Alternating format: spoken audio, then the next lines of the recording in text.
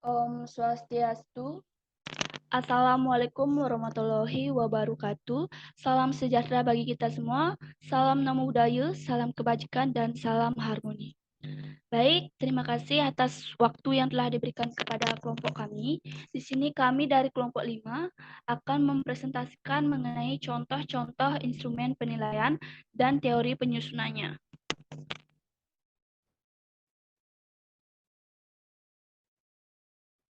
Nah, sebelum lanjut ke pemaparan materi, izinkan saya sebagai moderator untuk memperkenalkan nama anggota kelompok 5.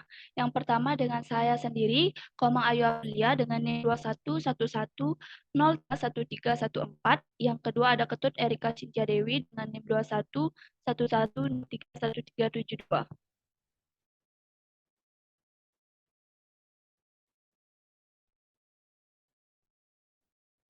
Adapun topik pembahasan yang akan kami bahas pada hari ini yaitu pengertian instrumen penilaian, selanjutnya jenis-jenis instrumen penilaian, selanjutnya contoh instrumen penilaian, dan taksonomi belajar.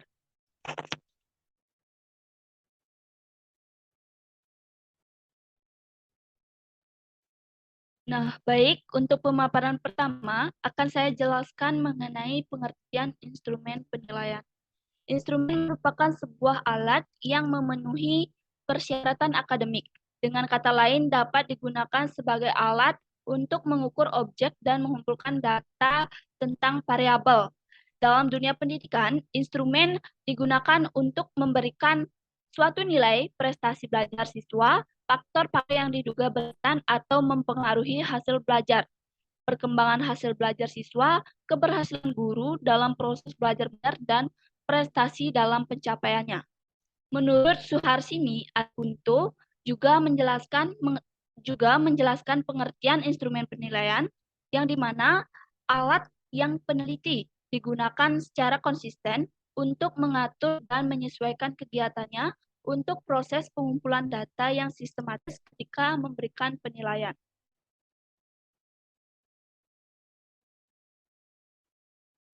Selanjutnya, jenis-jenis instrumen penilaian, di mana pada jenis instrumen penilaian terdapat dua jenis. Yang pertama, instrumen tes. Tes adalah secara sistematis mengumpulkan data atau tujuan perbandingan di dalam di dalam atau di antara individu tersebut. Nah, di sini tes juga dapat dipahami sebagai sarana untuk memperoleh informasi tentang seseorang atau subjek penelitian.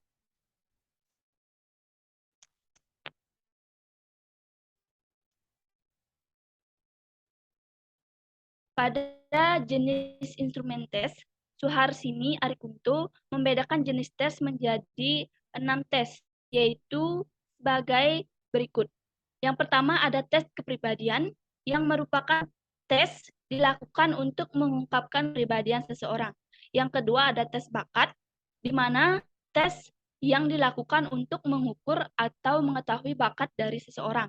Yang ketiga, tes inteligensi, di mana tes yang dilakukan untuk memperkirakan dan mengestimasi tingkat intelektual seseorang. Yang keempat, ada tes sikap, di mana merupakan tes yang dilakukan untuk mengukur sikap seseorang. Yang kelima, ada tes minat, yang merupakan tes digunakan untuk menggali minat seseorang terhadap sesuatu. Yang terakhir, ada tes prestasi, di mana merupakan tes yang digunakan untuk mengukur pencapaian seseorang setelah mempelajari sesuatu. Selain Suharsini Arikunto, Anas Sujono juga sebaliknya mengkategorikan jenis tes menjadi dua kelompok berdasarkan metode dan format tanggapan. Yang pertama ada tes verbal, yang dimana jenis tes ini menghendaki respon berupa jawaban yang tertuang pada suatu kata-kata atau kalimat, baik secara lisan maupun tertulis. Yang kedua ada tes nonverbal, di mana jenis tes ini menghendaki jawaban atau tanggapan berupa ungkapan kata-kata atau kalimat, tetapi berupa tindakan atau tingkah laku.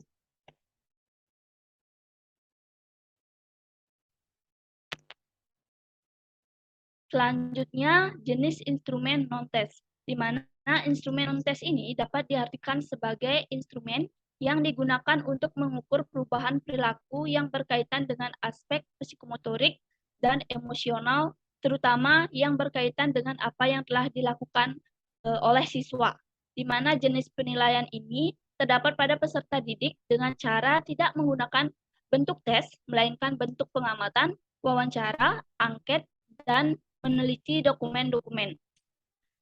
Adapun bentuk instrumen penelitian, khususnya penilaian non-tes, dapat berupa daftar cek, yang dimana daftar cek ini merupakan jenis instrumen penilaian yang menggunakan dua kriteria, yakni ya atau tidak, sebagai acuan penilaian.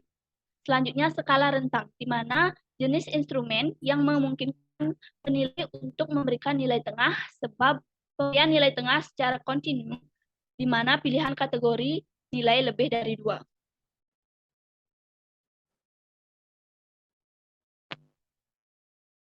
Selanjutnya, contoh instrumen penilaian, di mana pertama ada nilai sikap, yang menunjukkan sikap bekerja sama yang baik dengan teman kelompok, lalu menunjukkan sikap teliti dalam melakukan percobaan, yang selanjutnya menunjukkan sikap menjaga kebersihan selama melakukan percobaan.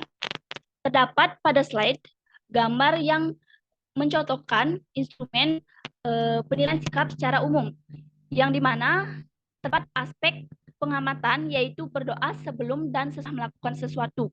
Selanjutnya mengucapkan rasa syukur dan karunia Tuhan. Selanjutnya memberi salam sebelum dan sesudah menyampaikan pendapat atau presentasi. Selanjutnya mengungkapkan kekaguman secara lisan maupun tulisan terhadap Tuhan atau melihat kebesaran Tuhan. Selanjutnya merasakan keberadaan dan kebesaran Tuhan saat mempelajari ilmu pengetahuan.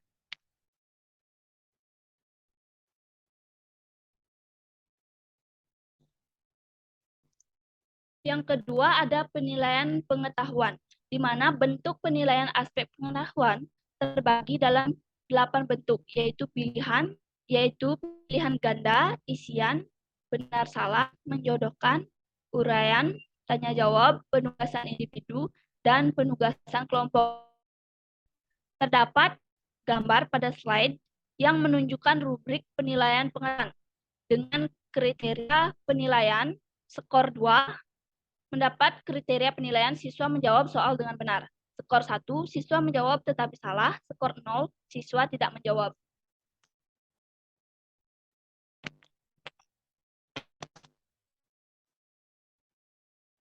Selanjutnya, yang ketiga, penilaian keterampilan, di mana penilaian keterampilan adalah penilaian dilakukan untuk mengukur kemampuan peserta didik dalam menerapkan pengetahuan, melakukan tertentu sebagai macam konteks sesuai dengan indikator pencapaian kompetisi. Dapat dilihat pada slide bahwa rubrik penilaian keterampilan juga memiliki 3 aspek. Yang pertama itu kelancaran dalam melaporkan, yang kedua penggunaan bahasa, dan yang ketiga menanggapi pertanyaan.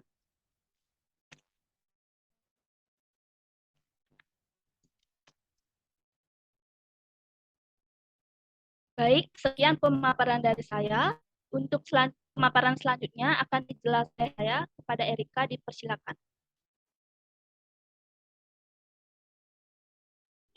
Baik, terima kasih atas waktunya kepada saya. Di sini saya akan menjelaskan tentang taksonomi belajar. Kata taksonomi secara etimologi berasal dari bahasa Yunani yaitu tasis dan nomos.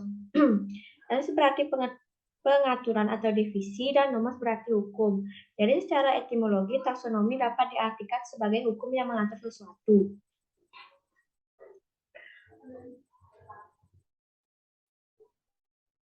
Menurut Bloom dan kawan-kawan, tujuan instruksional dalam proses pembelajaran pada prinsipnya dapat dikelompokkan menjadi 3 dominan atau ranah, yaitu yang pertama ada kognitif, yang kedua ada afektif, dan yang terakhir ada psikomotor. Yang pertama ada domain kognitif, merupakan proses pengetahuan yang lebih banyak didasarkan perkembangannya dari perspeksi, introspeksi, atau memori siswa. Tingkatannya ada pengetahuan, pemahaman, penerapan, analisis, sintesis, dan evaluasi. Kata kerjanya ada yang pertama ada mengidentifikasi, spesifikasi, menyatakan. Yang kedua ada menerangkan, menyatakan kembali, dan menerjemahkan. Yang ketiga ada menggunakan dan memecahkan. Yang keempat ada menganalisis, membandingkan, dan mengkontraksikan. Yang kelima ada merancang, mengembangkan, dan merencanakan. Dan yang terakhir ada menilai, mengukur, dan memutuskan. Dan yang kedua ada domain afektif, merupakan proses pengetahuan yang lebih banyak didasarkan pada pengembangan aspek-aspek perasaan dan emosi. Tingkatannya ada menerima, menjawab, menilai, mengorganisasi, dan mengkarakterisasi atas dasar nilai kompleks. Kata kerjanya ada menerima, peduli, dan mendengarkan, melengkapi, melibatkan, dan sukarela.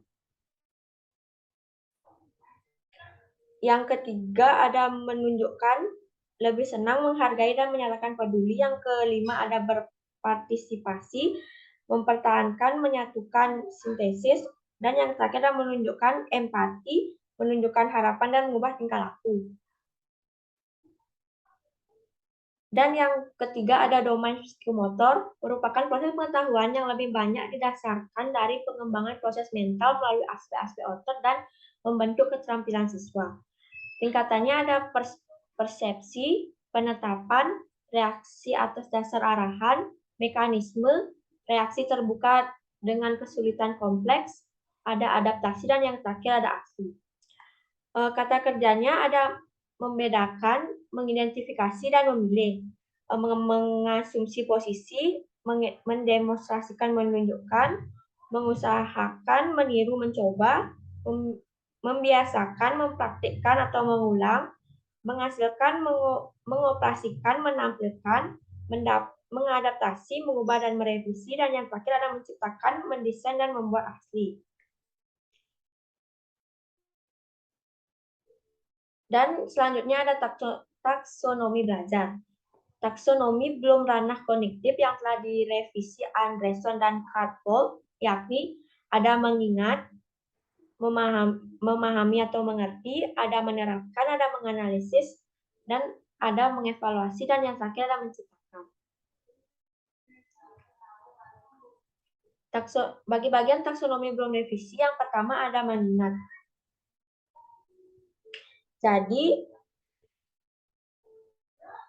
Jadi mengingat merupakan usaha mendapat kembali pengetahuan dan mencari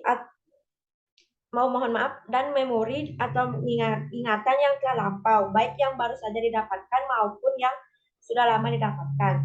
Yang kedua ada memahami atau mengerti berkaitan dengan membangun sebuah pengertian dari berbagai sumber seperti pesan, bacaan, dan komunikasi. Dan yang ketiga ada menerapkan.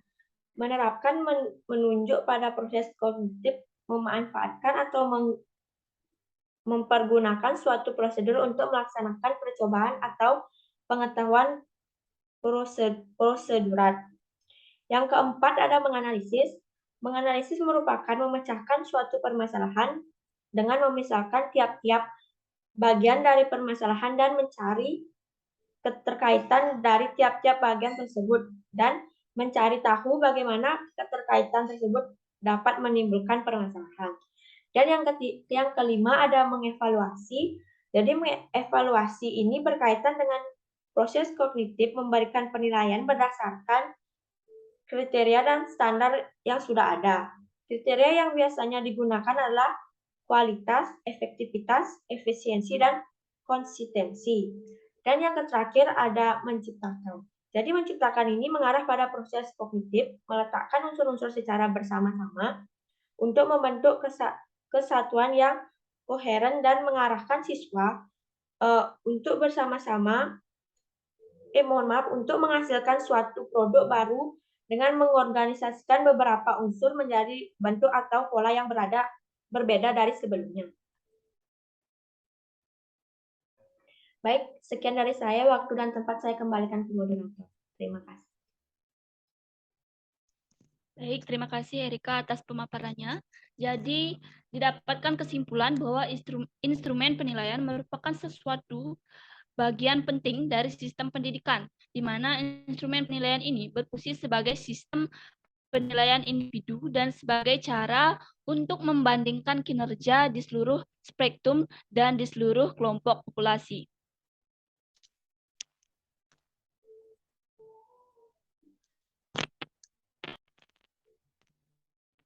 Baik, sekian presentasi dari kelompok kami. Akhir kata, kami ucapkan terima kasih apabila terjadi kesalahan dalam tutur kata.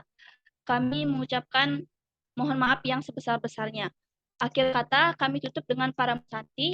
Om Santi, Santi, Santi, Om. Wassalamualaikum warahmatullahi wabarakatuh. Salam sejahtera bagi kita semua. Salam Namo Buddhaya, salam kebajikan, dan salam harmoni.